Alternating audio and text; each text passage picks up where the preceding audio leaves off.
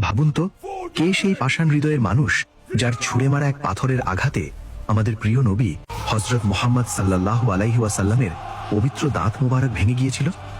ঘটনাটি ঘটেছিল উহুদের ভয়াবহ যুদ্ধে। চারদিকে তখন যুদ্ধের তীব্রতা, মানুষ প্রাণের ভয়ে দিশেহারা। ঠিক সেই সময় এক নিষ্ঠুর মানুষ নবীজিকে লক্ষ্য করে শক্তি দিয়ে একটি পাথর নিক্ষেপ করল। সেই পাষাণ হৃদয়ের মানুষটির নাম ছিল উতবা ইবনে আবি ওয়াক্কাস। পাথরটি এসে আঘাত করল আমাদের প্রিয় নবীর পবিত্র মুখমণ্ডলে।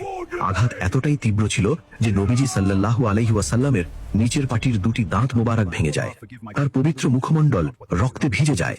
এরপর আরেক শত্রু ইবনে কামিয়া নবীজির উপর আক্রমণ করে। আঘাত এতটাই শক্ত ছিল যে নবীজি একটি গর্তের মধ্যে পড়ে যান। চারদিকে তখন গুজব ছড়িয়ে পড়ে নবীজি নাকি আর বেঁচে নেই। সাহাবীরা দিশেহারা হয়ে পড়লেন। কিন্তু সেই কঠিন মুহূর্তেও নবীজি সাল্লাল্লাহু আলাইহি ওয়াসাল্লাম গর্তের ভেতরে বসে তাদের বিরুদ্ধে বদদোয়া করেননি, বরং তিনি বলেছিলেন, হে আল্লাহ, আমার জাতিকে ক্ষমা করে দিন, তারা জানে না তারা কি করছে। সুবহানাল্লাহ।